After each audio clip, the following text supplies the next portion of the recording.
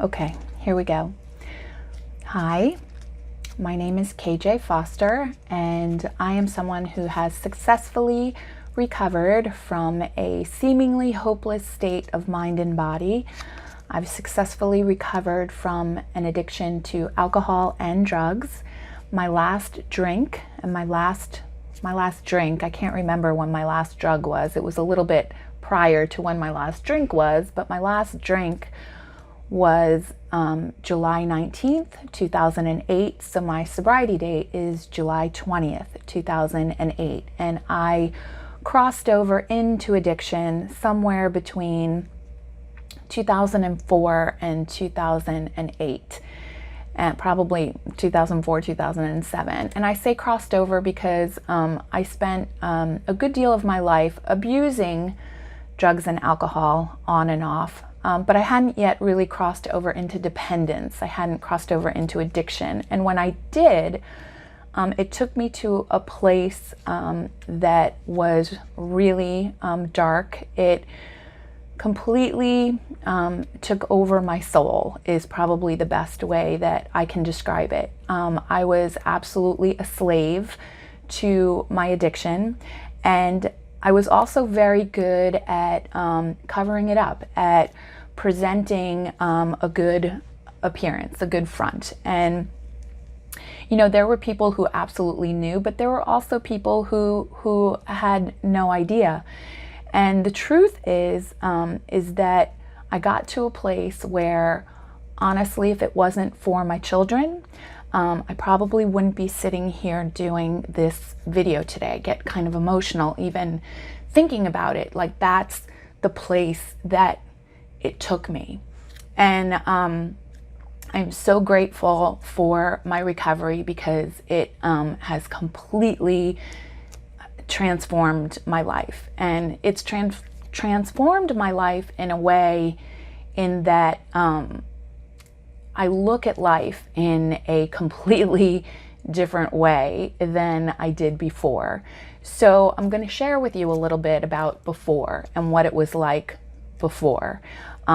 Because like I said, I looked at life as a victim for a very, very long time. This story is about me and taking responsibility for my actions. And so there are certain things that I'm going to share, and there are other things that I'm not going to share because it wouldn't be right regarding the people that were involved. So I'll touch on things, and there are things that I'm going to share, and the things that I'm going to share about other people they know about. So so looking back, you know, on my childhood, I first want to say that I look at my childhood in a totally different way now than I did for many, many years. And that's because of this transformation that has taken place. And so, you know, back growing up in my childhood, I didn't really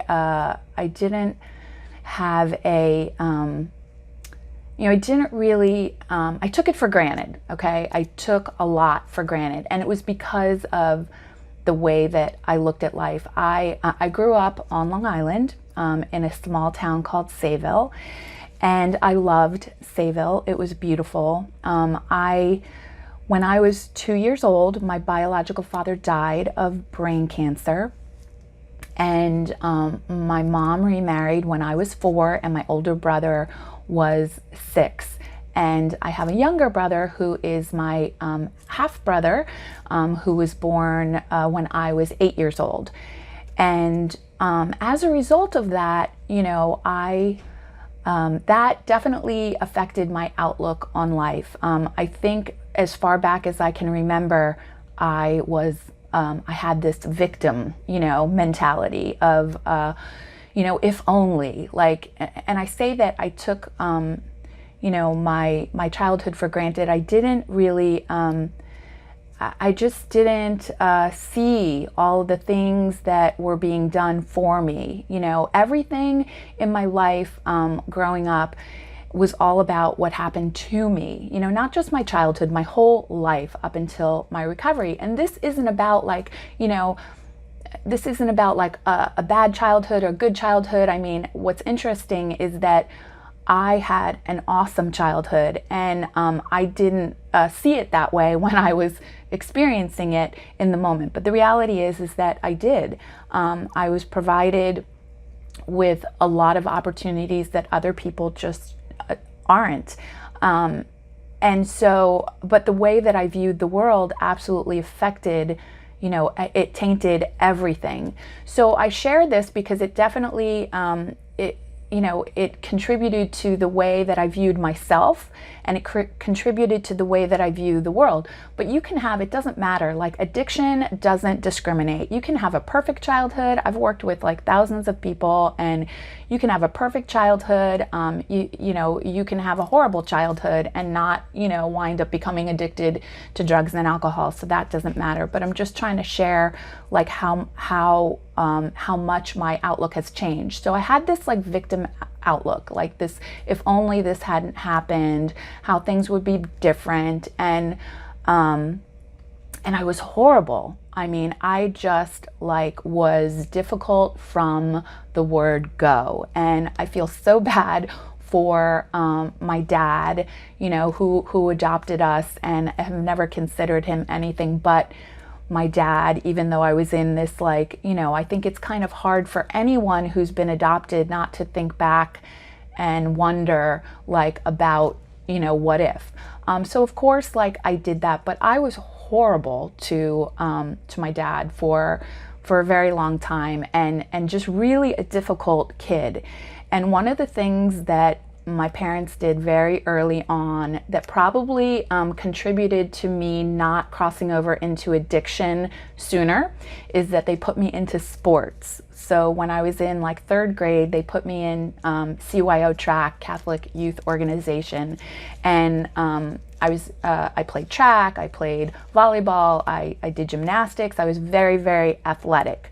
And I come from a large Irish Catholic family, and in terms of drinking was very accepted and a part of like the culture of my family. I grew up surrounded by people drinking, but it was all very glamorous. It wasn't, it wasn't people like drunk and falling down or arguments or anything like that. Like I can't even I can remember my parents arguing one argument, and that was it. And so there was nothing like that. It was all like I couldn't wait to get old enough to drink. I had my Shirley Temples, from a young age. I had my mock cocktail until I was old enough to drink. And so, I did start drinking at a very early age. I don't remember my first drink. I do remember my first drug. I remember that more so than drinking. I remember the first time I smoked pot. And through the years, I probably did almost every drug known to mankind, which is why I'm like really surprised I'm even still alive, because I really did abuse substances from a very early age. And so I was this handful. I was just constantly, I was rebellious from day one. I was constantly defying my parents, constantly going against, the rules and what they asked me to do, and just constantly in trouble, just constantly in trouble growing up, to the extent that when I ultimately went off to college, which is a miracle that I, was able to get into college and go to college, they were just like, thank God, like she's gone, and I'm saying this because this is the reality of how I was. I mean, my mom cried for like at one point. Okay, sorry about that little blip there. My camera just maxed out in its storage, so I had to go and delete a whole bunch of stuff. So I was saying that I put my parents through hell, and right before I left for college, during that time, I decided to move out and move in with my boyfriend, my then boyfriend. And from what I remember, I think it was about the fact that I didn't want to go to college. I mean, I can't really remember But I did move out, and I remember it was a really like difficult time. My parents and my whole family was like super upset. They weren't too crazy about this person to begin with. So it was really like one of those defining moments in my life where I was either going to stay living with the boyfriend and give up my family basically, or I was going to go to college. And ultimately, thank God, I made the decision to go to college, because I don't think that situation would have turned out too well. But just kind of stepping back a little bit, you know, my mom during this period definitely like put her through hell, that's for sure. But back just a little bit to like my outlook on life and the way I viewed life, I had this like rejection of self from a very early age. And I don't know, you know, where it came from, but I didn't want to be me. Like I was very unhappy being me. I didn't want to be me. I didn't want to be in my family. I wanted to be in your family. And it didn't even matter like how dysfunctional your family was. I wanted to be a part of your family. And the fact of the matter is that a big part of the reason why my family was dysfunctional was because of me, because I was, you know, one of the big dysfunctional elements. So it's, you know, it's not so important as to why, you know, I don't really get caught up on the why, but I do know that that's like the way that I viewed the world, from this lens, from this I'm a victim, from I don't want to be me, I want to be you, very envious of like other people and their, you know, family and their situation. I had no appreciation for what I had, and I had so much. So I go to college, drank and drugged my entire way through college. There are many people that I went to college with that will validate that. And it's pretty sad, because I don't really remember a lot about like, you know, my studies. I do remember that that's when I switched majors from accounting, and I became a psychology major, because I was very intrigued by psychology and what made people tick, and I really loved that, and I think that's why I made it through and graduated, because I had a real interest in it. And I met my my first husband literally like the first semester. I was 17 years old, and we wound up being together for 22 years. He drank like I drank. His family drank like my family drank. He actually was the one who said to me, listen, you know, you're doing all these drugs, it's really dangerous, you know, you should just drink, you know, just drink. Drinking's safe. And what's funny about that, sort of, or interesting rather, not necessarily funny, is that back then, before the whole opioid epidemic, you know, alcohol, more people died of alcoholism than anything else. So the fact that we thought like drinking was the safer bet, maybe it was, but I listened to him, and that's what we did. We just drank, and we drank a lot. But I also was able to stop. You know, I was able to stop for my pregnancies. We had 2 boys together, and what happened though is I believe that his alcoholism, I mean, he'll, you know, challenge me on that, I'm sure, to this day, but his drinking progressed faster than mine did. And also a big difference, and this is really all I'll say about it, a big difference in our drinking was the way alcohol affected me as opposed to how it affected him. I, you know, became very lovey when I drank, at least back then. And everybody was my best friend. Whereas when he drank, he went to a very, very dark place. And so that impacted our relationship. And our relationship was very codependent. It was very codependent with his family. I was very codependent with him. And that's where I really spent a lot of years performing, so to speak. Like I could definitely, you know, put on a show, like not really being authentic with like how I was feeling and what I was thinking. It was all about presentation. And so that relationship ended when I was 39 as a direct result of alcohol.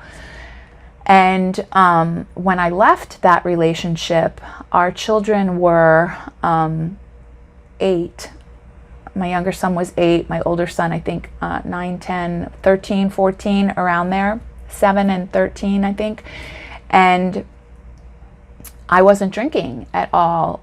Well, I was 38 when I left, because I hadn't been drinking for a while, because it had caused such problems in our relationship. I hated alcohol at that point. And something happened.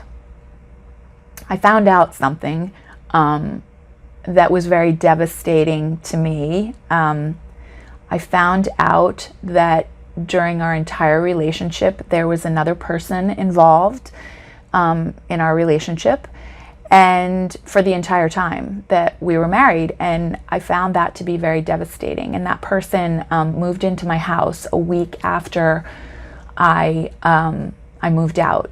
And I went from being stronger than I felt I had ever been in my life to just being cut to the quick. And I remember right after I found out, it was my 39th birthday. It was in June. And I went out and I went on a bender like none other that I remember in a long time. And that was the beginning of my drinking really going to another level. And that, interestingly enough, the very first person that I was in a relationship with, that I dated, so to speak, if you want to call it that, was the very first person to tell me that they thought that I had a drinking problem. And they were actually the person who introduced me to Alcoholics Anonymous. I had never heard of Alcoholics Anonymous. Well, I mean, I think maybe vaguely I had heard of it, but I didn't really know much about it. And they were in recovery from a heroin addiction. And so they were the first person to say that they thought that maybe I had this problem. And of course, I didn't think that I had a problem. And quite honestly, by the time I realized that I did have a problem, I didn't really care that I had the problem. That's kind of like the twist of like what happens. So he wound up relapsing and going back into treatment. And when that happened, I went on another bender and wound up calling the hotline for Alcoholics Anonymous, attended my very first meeting. And I remember it like it was yesterday, because I remember like raising my hand and identifying as an alcoholic and knowing it in my soul, like knowing that my drinking was not normal. Yet, I didn't really stay that long. I think I made it like maybe 6 months. I was thrilled with it from the beginning, in that I thought it was like so cool that there was this society of people who all were committed to not drinking, and the foundation of the program was honesty. And then, I met a girl who slept with my boyfriend. I found out people were drinking and picking up I just found that there were a lot of people who were not being honest in Alcoholics Anonymous, and I allowed that to take me away. I allowed that to, I was able to compare out. And because I had not had any consequences as a result of my drinking, aside from my own self-loathing and my own, lack of respect for myself and the things that I was doing, I hadn't had a DUI. I hadn't experienced a lot of the things that the other people shared about. So it was very easy for me to compare out.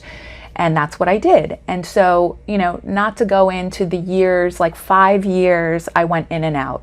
So I would, I would stay for 3 months, I would stay for 9 months, and then I would wind up picking up again, because I would convince myself that, I wasn't an alcoholic and that I wasn't addicted and that I could, manage it this time. And what happened is that ultimately it culminated in one night when I went, I worked for a large organization where they had a booth, I guess that's what you call it, at the Broward Center. We went to go see Billy Joel, and so they had a private suite. That's what you call it, a suite. And so my friends and I, we drank, before we left, we drank on the bus going down, because there was this big bus that took a whole bunch of us down. And there were a lot of things that happened that day that made it particularly stressful, which I won't go into because that's other things that aren't relative. And I wound up drinking, it was an open bar. I drank at the open bar. I drank on the way home. I mean, drank a lot of alcohol. And what I did, which I had done, tons of times before, and I'm not proud of, is that I decided to get in the car and go visit the guy that I was dating at the time.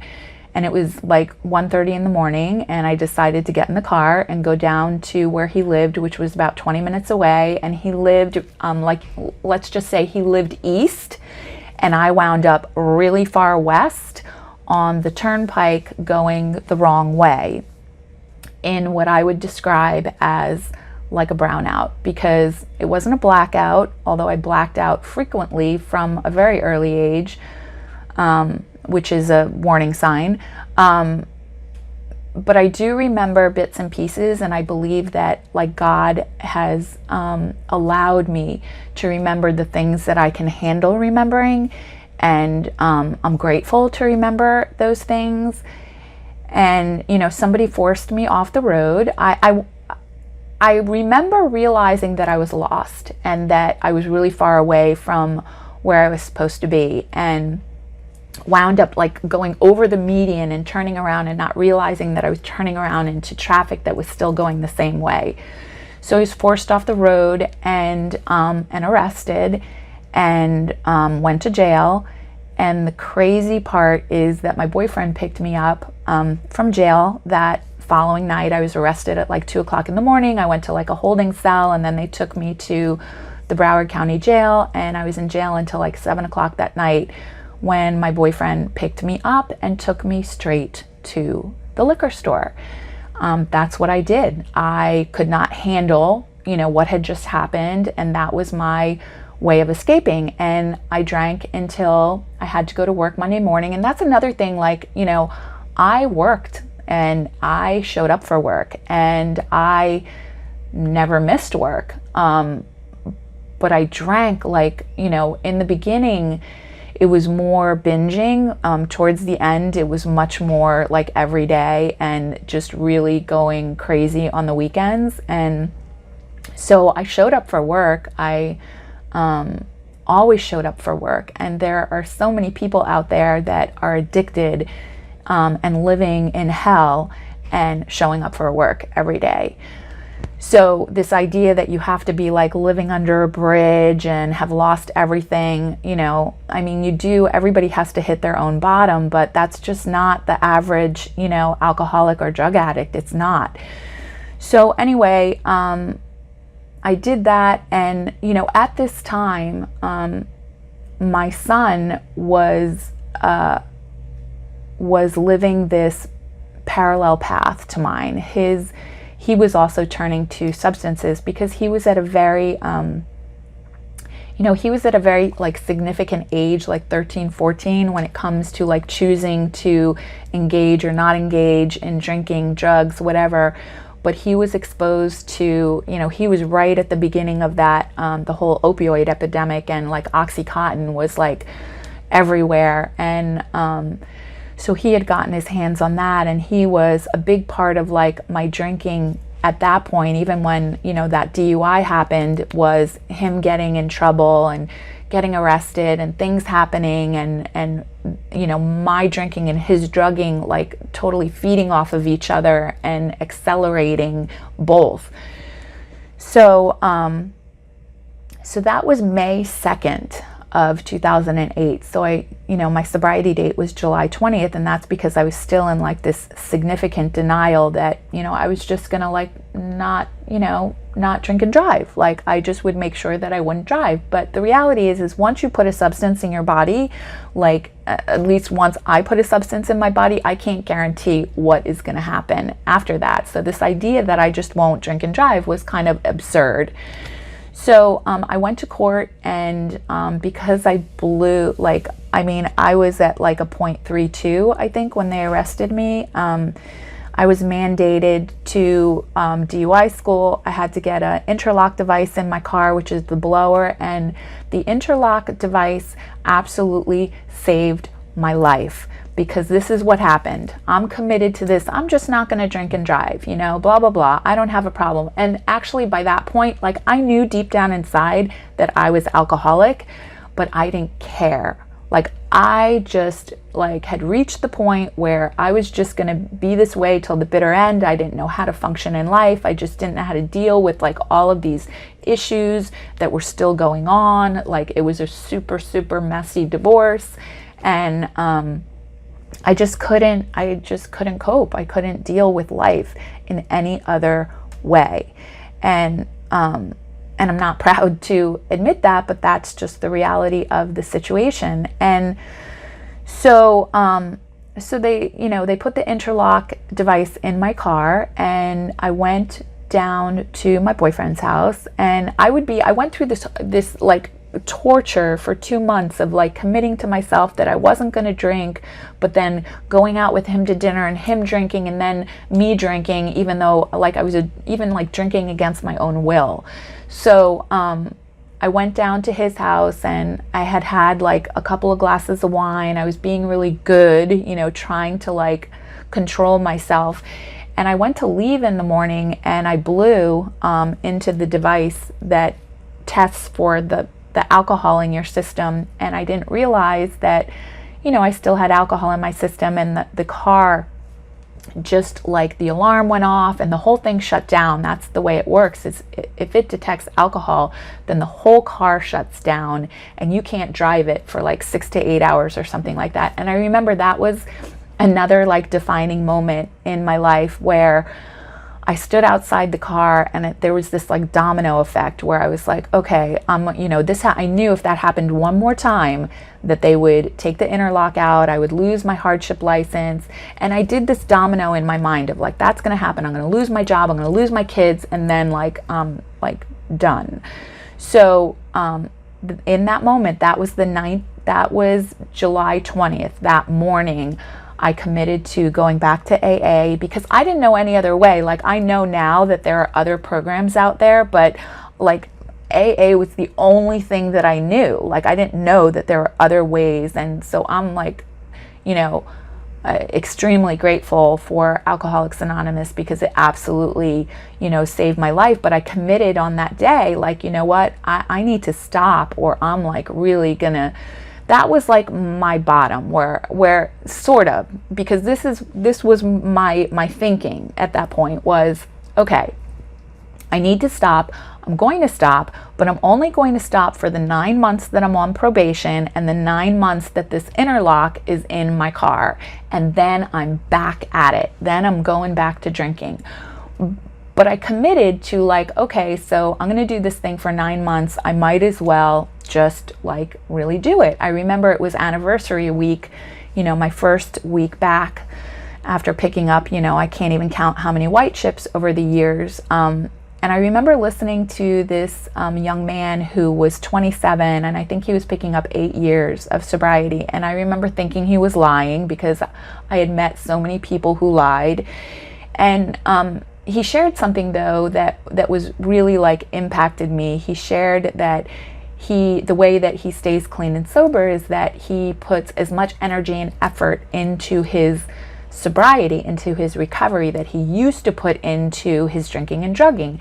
And for some reason that clicked sports in my mind, because I've always been very athletic, and like I said, I've played in a lot of sports, you know, participated in a lot of sports throughout the years, and have always maintained like my running. I would even like tell myself, oh, if I could still run like a mile and not like throw up, then I'm not an alcoholic. Like all these like crazy things I would tell myself in my brain to convince myself that I wasn't, you know, I didn't have a problem.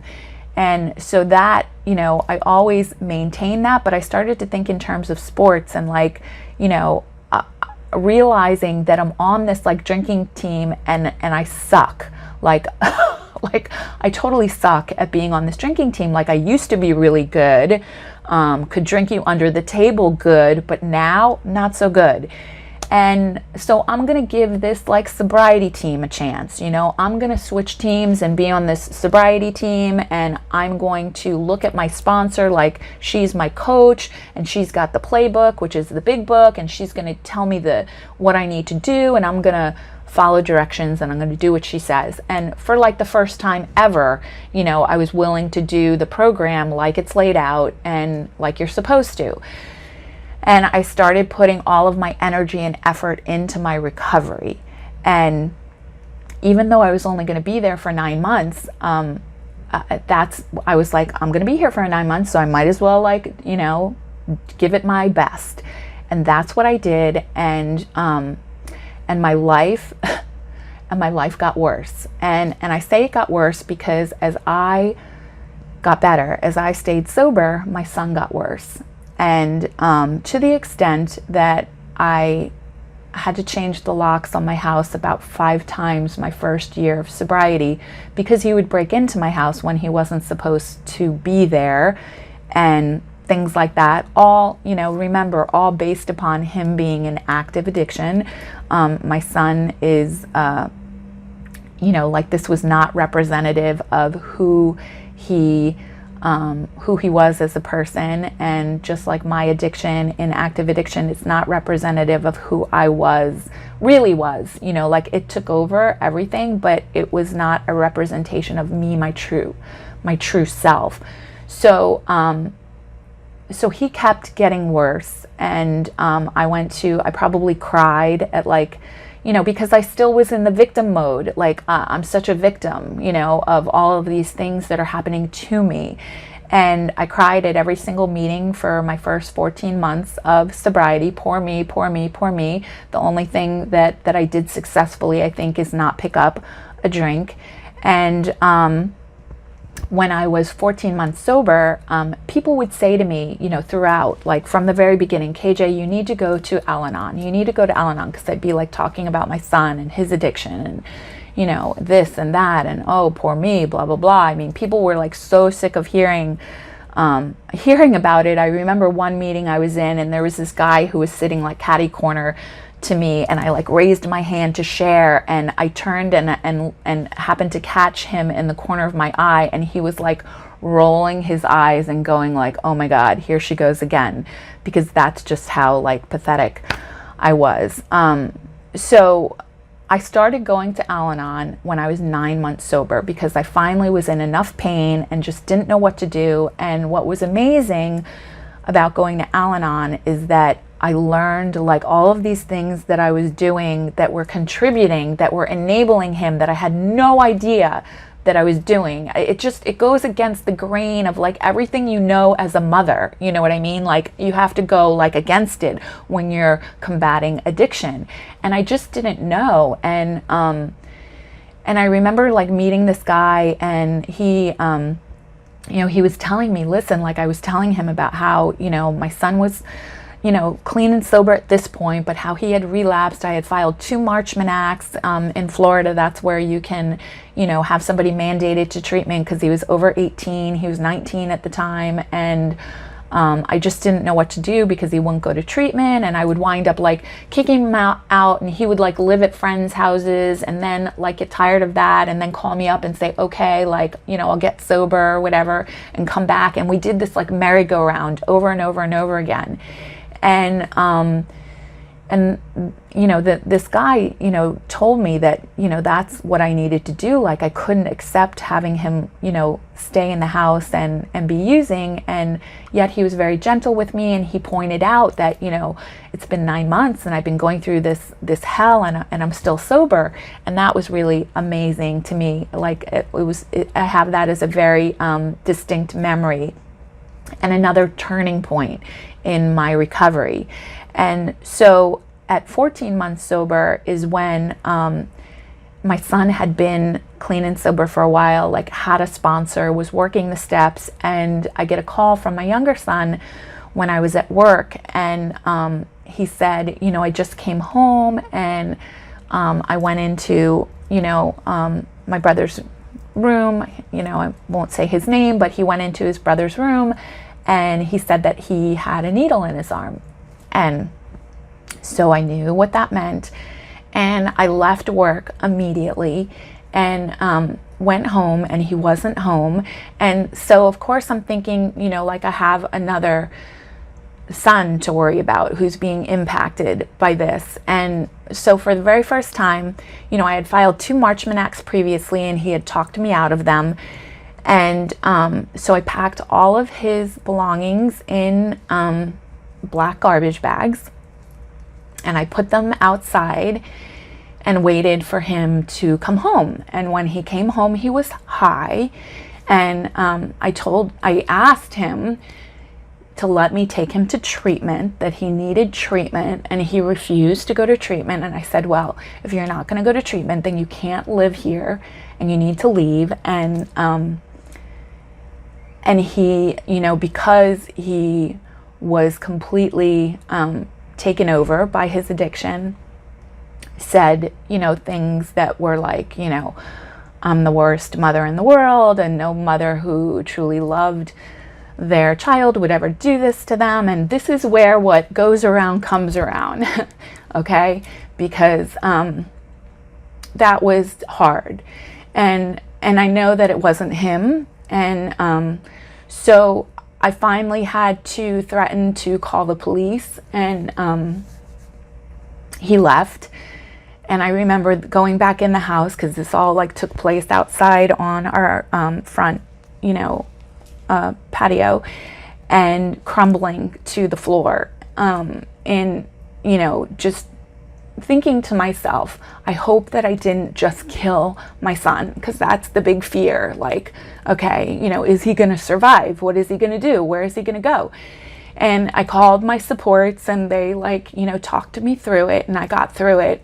And what happened is that he absolutely disappeared off the face of the planet, and for a month. And so by the time it hit a month and nobody had seen him, before, I would, get phone calls, or people would see him different places or whatever, and there was nothing. He had disappeared completely, and I was convinced that he had died.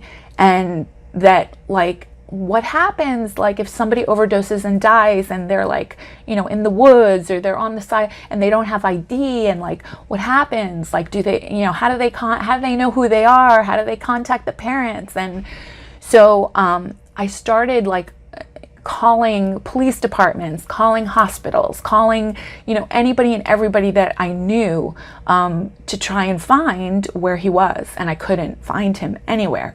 And I went into this grieving process of just I couldn't eat, I couldn't sleep, I couldn't work for 3 days straight. I just could not function. I just cried nonstop.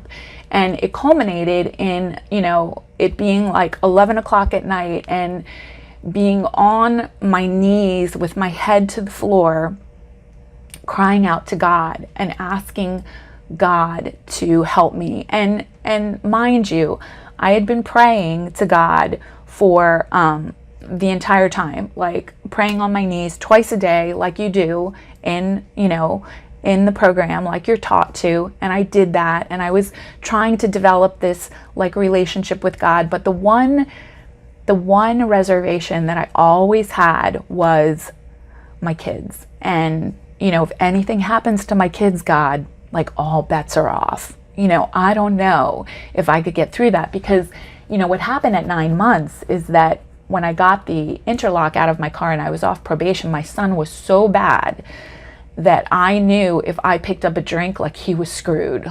There was just no way that he was going to survive if I chose to pick up a drink. And what kind of an example am I setting if I can't stay sober? How can I expect him to stay sober? So that's what was my motivation to keep moving forward.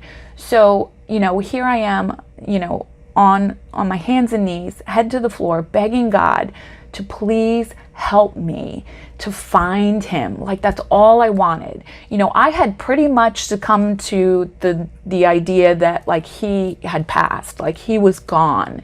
And I just wanted to know where he was. I was terrified at living the rest of my life not knowing what happened to him or where he was. And I know that happens to people.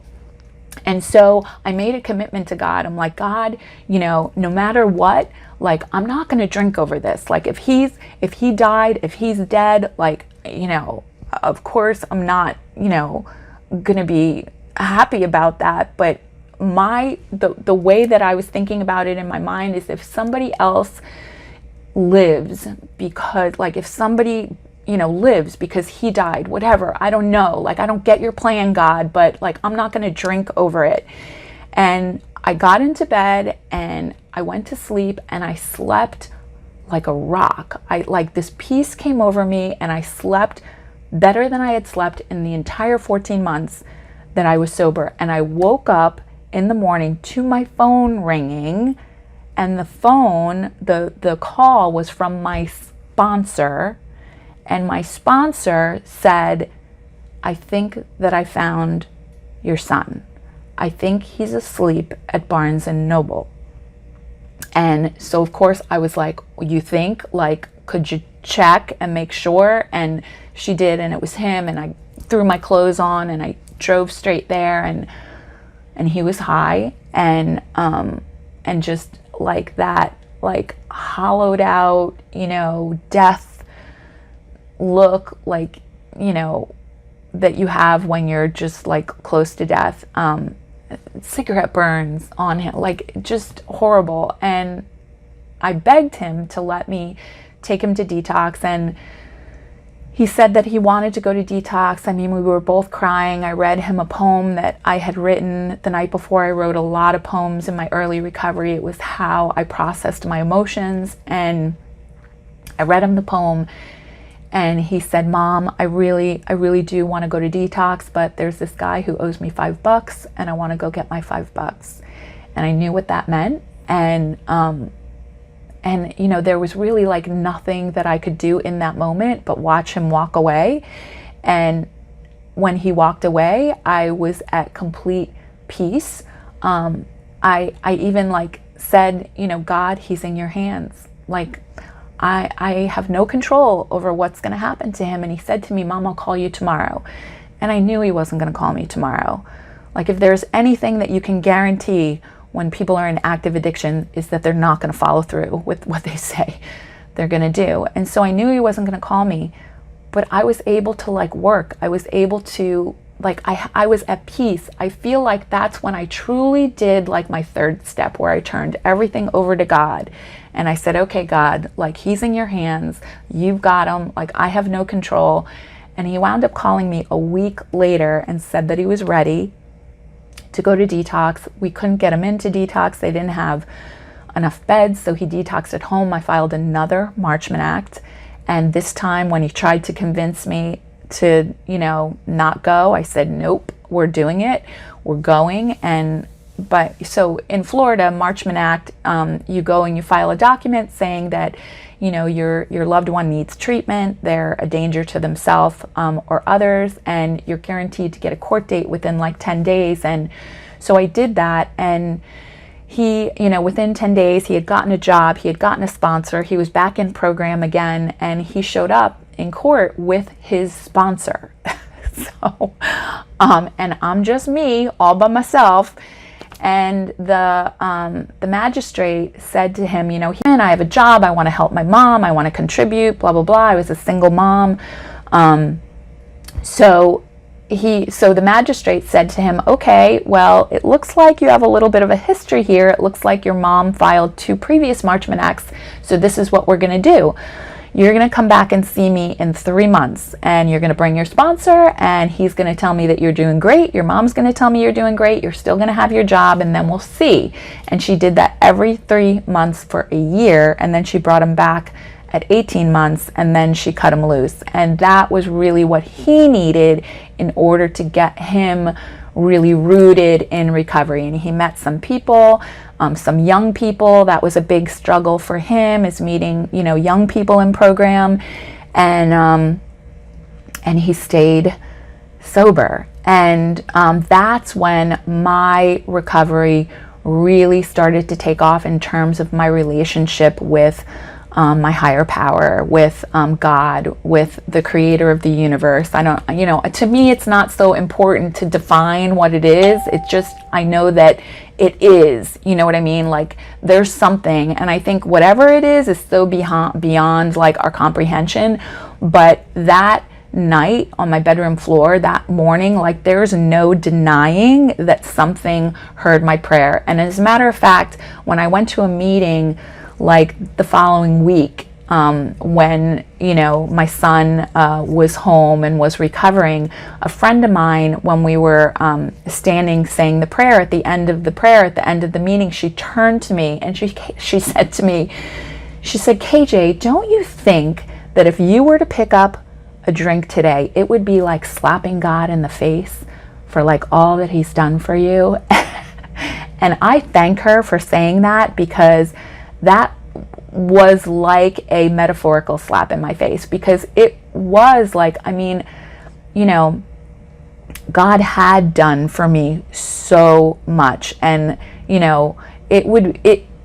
at that point, like, I was starting to recognize just how crazy, like, it would be for me to pick up a drink or a drug. And I was also at a point where I was starting to look back and see how crazy I was when I walked through the door. I had no realization of just how out of my mind I was when I first came into recovery. And it's through doing the steps that really creates that shift. And I'm not going to, go into the details of the steps, but this was the beginning for me. This was the beginning of that shift at like 14 months sober, 14 months, like, this is when it started to happen. So for me, it was a long process. And I think for most people it is, because that was really just the beginning of that shift starting to take place for me. And that change in the way that I view the world. And there was still so much, like, there's a reason why they say that it takes 5 years to get your marbles back, because, addiction it's a mental disorder, and it takes over the way that you think, and it distorts your thinking to such a degree that you don't even realize it, like, you just don't know. And so, I started sponsoring women, at probably like at 12 months, because it took me about a year to finish the steps, and I loved it so much that it really brought back this passion that I had for counseling. I had gone back to school and gotten my master's degree in my early 30s, and it was at a time where I didn't think that I was going to be able to have any more children. At least that's what the doctor had said. And lo and behold, I got pregnant in the middle of my master's program. So that kind of like shifted my my goals, so to speak. I stayed home with my sons for a period of time, and never pursued licensure for that mental health counseling master's. So well, first of all, at 16 months sober is when I started dating my husband, who I met at an AA meeting. And I think that it was perfect timing, because had I dated him or I knew him early on in recovery, but there was no attraction really, because I was only attracted to crazy then, because like attracts like. And I wasn't really healthy enough to like kind of see how healthy he was, because he has 6 years more than I do. He'll be celebrating 17 years next month. So it wasn't really until I was like 16 months sober. He likes to say that he started dating me just outside of crazy, which is really the truth, because it was just around that period where things started to like shift, and I started to see things differently. And so he's been like the most incredible blessing in my life, because he's just been amazing with the support that he's given the boys. And I'm not going to go into like the whole story behind our but it was definitely divinely inspired, let's just say that. And I have like the healthiest relationship that I've ever had in my life. I have healthy relationships with women today. Like, I have the most incredible sponsor. I have the most amazing, spiritual family, sober women, relationships that I never imagined in a million years that I would have. And they're healthy relationships based upon, honesty and integrity. And I'm able to be like my authentic self. I think for the very first time in my life, I was able to, really just identify who I really am. And I think that all of our relationships stem from this place of having a healthy relationship with self.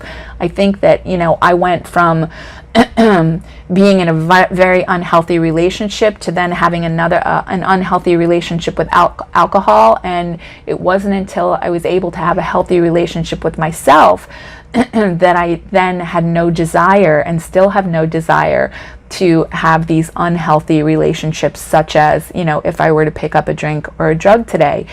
And so recovery, my son did experience a relapse. He was clean and sober for a very long time, and he experienced a relapse about 2.5 years ago, which was a blessing in disguise, because now he has a recovery that is stronger and better than he ever had before. And he went through that experience where, when you're a young person and you get sober before you're even like old enough to drink, that idea that like maybe I'm not really like I'm not really an addict, maybe this was a phase or whatever. And that relapse was able to prove to him that that's not the case, and therefore had him commit to his recovery in a way that he has never committed before. And as a result, amazing things are happening in his life, and he's developing a healthy relationship with self, and is in a healthy relationship with someone else. And I mean, it's all just like recovery has changed everything in my life, and it's changed it in a way for the better. And it's all about relationships. It's all about the relationship I have with myself, the relationship I have with others, and this relationship I have with a higher power that I call God, that is like the thing that I put before anything and everything. And so to kind of like wrap this up, I want to share with you one of these I don't know what you would call it. It's apparently this, what would you call it? It's this saying that was found on a wall in Mother Teresa's home. And so it's always been, I think, attributed to her, although I'm not sure that she actually wrote it.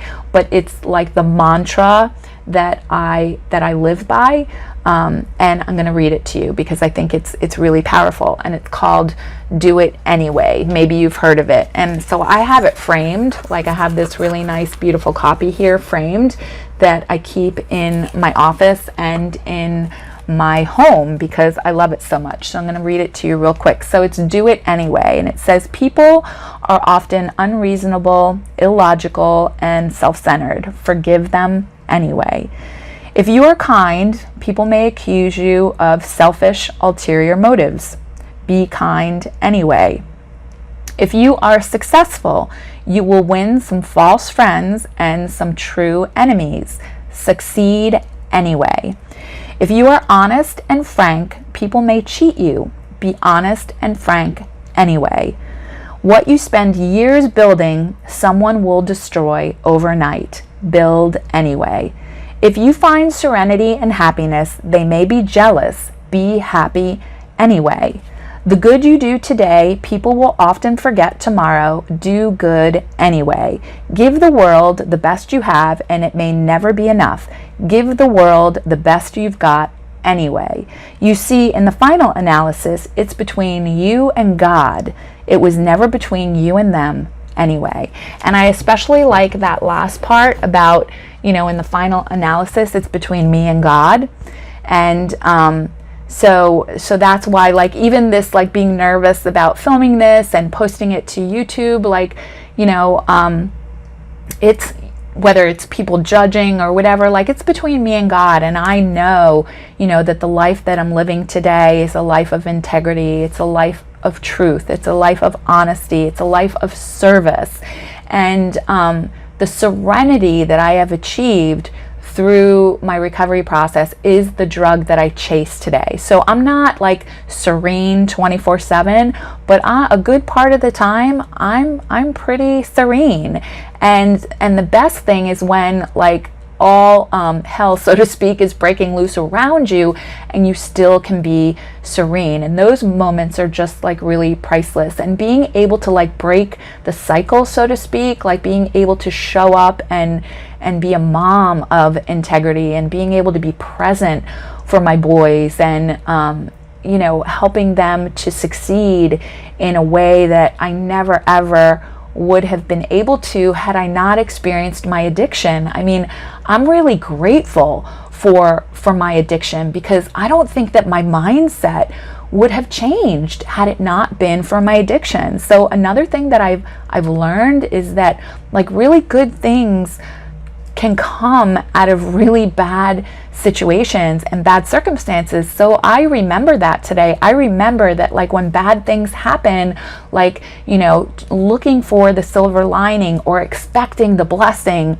that is going to come out of that situation. And that's often a really hard thing to do, but you know, it's a better way to live. It's a better way to live with love and forgiveness and gratitude. I mean, that's what really, like, in addiction, it's all about the darkness. It's like I lived in resentment, anger, fear, you know, for so many years. And so, you know, it doesn't just happen overnight. You don't go from like being addicted to being fully recovered overnight. You don't go from being somebody filled with anger and hatred and resentment and unforgiveness and all of that to being like loving and kind and, you know, trustworthy and all of that overnight. It's definitely a process, but it's a process that is so worth it. So if you are like struggling and you're in early recovery and you're just like, oh my God, this sucks, like, just keep moving forward, because as long as you keep moving forward, you're going to get better. Like, I promise you. Like, maybe life won't necessarily get better right away, at least, or, you know, but for me, it's become being able to manage life without picking up a drink or a drug, you know, being able to get through like really difficult situations. And so I hope that you've enjoyed this video. I know it's a bit of a long one, but if you have liked the video, then definitely give me a thumbs up. And if you haven't yet subscribed to my channel, I would love for you to hit that red subscribe button. And when the bell pops up, if you click that bell, then you will be notified to all of my new videos. I post videos every Monday. So join me back here on Monday when I'll be posting an educational video. This is one that I just sort of like threw into the mix, so it's not on a normal posting day, but I do hope that you will join me back here on Monday. In the meantime, I wish you a very beautiful and a blessed day. Namaste. Okay, so really super quick, this is a very quick PS, because in reviewing the tape, I realized that I didn't like get to the point or to the part about changing careers, which happened at, I think, 4 years sober. So I've been working in the field for 7 years. I completely changed careers. I went back and updated my master's degree and started as an intern at the very bottom. I was very blessed to get to work with people like Terry Gorski, who trained me in relapse prevention. I went back and got my PhD in counselor education, and have since been blessed to work with thousands of individuals and families, helping them to overcome addiction. And I did that at I got sober at 44, and so I went back to school at 48. So if you're somebody that age is holding you back, do not let that hold you back, because I am living my best life now, doing what I love, and my recovery has really provided the opportunity for me to become the best version of myself possible. So thanks so much again for watching. Have a beautiful week.